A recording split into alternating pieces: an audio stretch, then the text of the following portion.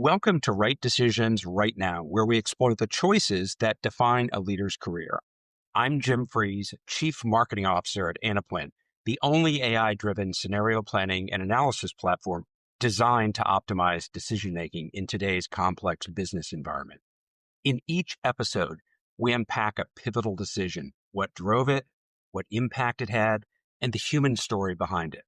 You'll hear from leaders at companies like Gap, Zevia, Citi, and more, sharing details about impactful decisions, bold breakthroughs, tough calls under pressure, and the moments that shape their careers and their companies. Our guest today is Tony Stubblebine, the CEO of Medium. Tony has a unique career narrative, from helping build Twitter in its earliest days to taking on the ultimate challenge at Medium, a company with great potential, but also one facing serious financial challenges. Today, he'll share the principles and pivotal decisions that allowed him to turn a financial crisis into a model of focused innovation. Tony, welcome to the show. Jim, thanks for having me. I always like to talk about decision making, especially if we can be honest about it, because it's messy. Yeah, let's be honest about it. So to start off, for our listeners who may not be familiar with Medium, can you tell us just a little bit about the company? Medium is a writing platform that comes from a long history of writing platforms on the internet. Our founder, Evan Williams, founded Blogger, and that really made blogging popular originally. And then he founded Twitter, and I was part of that team we called microblogging at the time. And then he took those lessons that he learned there and tried to perfect them with Medium. And then along the way, we stumbled and we learned that perfecting them wasn't going to be a trivial task. And I've taken over as CEO of Medium 3 years ago and pulled it out of a financial difficulty. And now we're back on track to provide a place for everyone to write on the internet. When you took the helm at Medium, the company was facing some pretty substantial financial challenges. An interesting start for any CEO. Can you tell us how you navigated the first few months? I'm incredibly fortunate to have a lot of prior experience with Medium. I've been an advisor and then a user and then a partner, absolutely their biggest partner. And as an advisor, someone who just knew the full history. So I knew what I was getting into. And what I was getting into was a difficult financial situation paired with a difficult product situation. So the financial situation is that we were losing $2.5 million a month at a time when the entire investor ecosystem froze. So there was no further money or no place to sell the company to. It was either make this business work or go bankrupt, basically. And the technicalities of a financial turnaround, it's also, there were all the investor relationships leading up to it. And that was all big overhang for us. And separately, our mission is to deepen people's understanding of the world. This is what Ev meant by perfecting it. We wanted to get out of the attention economy. And somehow we had fallen back into this world of misinformation, disinformation, divisiveness, clickbait, and that just wasn't on mission. So even if we succeeded as a business, we didn't feel like we were succeeding on mission. So we had to change both at once. And the strategy is have a plan, find people that are aligned with that plan, and build confidence. Because the number one thing that goes into a turnaround is that you're entering a situation where people have lost all confidence, right? It's a series of failures. And in between every failure is a big pitch about how the next thing we do is going to work. So from the team's perspective, I'm just the next big pitch that's going to lead to the next failure. The confidence building is really the key to it, but you need to find enough early allies to get some win that gets people to see, oh, this is going to be different. We're actually going to succeed this time. So that's interesting. Based on experience, anytime a company faces serious financial challenges, invariably the company's faced with downsizing. And it's interesting because a lot of companies do it in waves. You didn't. You decided to do one single reduction in force as opposed to waves. How did that impact the culture, consistent with what you were just talking about? Clear as kind, right? The reality of the situation is either we cut some costs immediately or we all lose our job. And there's nothing nice or good about a layoff. It's sensitive to talk about because it is such a financial impact for the people who are impacted. And it's also emotional. And it's just this really harsh thing for people to go through. And unfortunately, we're in the situation where, look, if we don't do some major cost cutting, then the whole company will lose their jobs.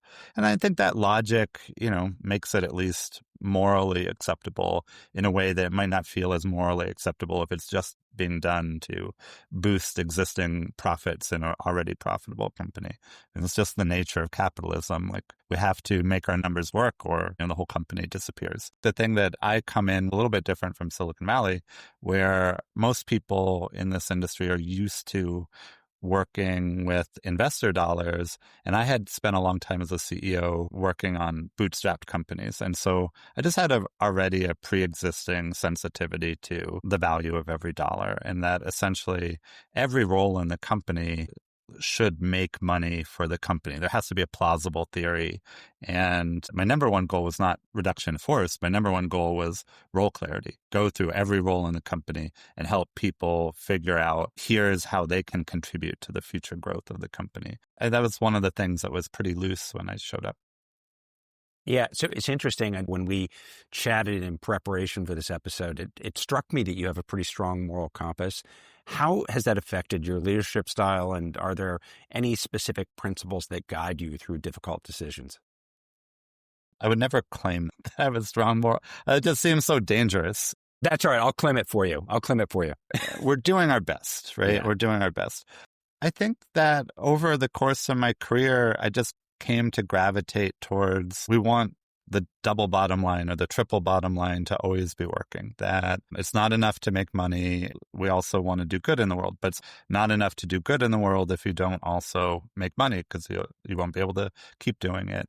And that's true too for staffing. I put more of my emphasis not in doing the layoff, it's in preventing the layoff. And how much upfront work and confidence can you do before you hire someone? Because you're making a commitment to that person. And yeah, sometimes it doesn't work out, but you want to be really confident that you're bringing them into a situation that's going to work out for them, or alternatively, be really clear that you're bringing them into a sketchy situation. And, I come from startups. I'm used to sketchy situations. We join a company a lot of times assuming it will fail. And we all know we're going to lose our jobs, but that's well known, right? You need the staff to either understand, A, that you're going to take care of them and really take that seriously, or B, you're not able to take care of them and you're really clear about that. Based on the feedback I've gotten from people that have left Medium in the past, a lot of times they just didn't seem clear that they were being brought into an experiment. And that experiment, by definition, might fail. It's like one or the other. And I would characterize those as the moral way to do business. And I have seen other entrepreneurs fake it till they make it, by hook or by crook, get people to work for them. The reason I don't like to say that it's moral, I've also found that it's practical, right? We have long careers in this industry. The industry is not that big. A lot of my career is based on relationships and long-standing relationships. Even this job I have right now is because I've worked with the founder in 2005, right? And you can't maintain those long relationships unless you do behave in some upstanding way. The cynic in me says it's not moral, it's just practical. I'd like to think the two are hand in hand. So I'll still give you credit for a moral compass. I appreciate that. So when you joined Medium, and you kind of talked about this earlier, the company had a lot of debt, right? It was falling behind, I think you said, to the tune of $2.5 million per month. Take us through some of the financial decisions you made to course correct the company. Job one is to see who was in a role or could be in a role that would contribute to the growth. I'd seen all the financials. I'd seen the staff. And we knew a layoff was likely. Everyone's assuming a layoff, and it's better to just get that out of the way so they can stop worrying about it and know that it's done and we move forward. And then we looked at it in two other ways: is where else can we reduce costs? And we just kept chipping away at our hosting costs, our server costs, our lease on an office, assets that we had purchased that we could sell off, like basic financial blocking and tackling. And then most important is that we had to grow. There was no point in doing this unless we could grow. And that's why even when we did a layoff, we knew we couldn't lay off too many people because we needed to have a team that could innovate. I think that this is maybe what makes a turnaround like this uniquely hard is you have to do both. You have to cut costs and still innovate. But cutting costs works against innovation because you're losing capacity. You're creating actually a lot of fear, even if you say, hey, we're not going to do this again, I think there's a lingering fear that it will happen again, and that isn't actually motivating or constructive. It basically came down to those three ways that we got from losing $2.5 million a month to being profitable. And then again, a separate thing, we had investors, including debt, and a lot of equity and preferences around that equity that just didn't make any sense. And if those weren't cleaned up, we were either going to default on our debt or the staff would stop working because it undercuts all of their incentives to come do this kind of heroic turnaround. You talked earlier about one of the things that you had to do was invest in innovation. In particular, something that really helped the turnaround was the launch of Medium's Boost feature, which highlights and promotes high quality, impactful stories. My understanding that was pretty critical to the turnaround. Can you talk a little bit about that?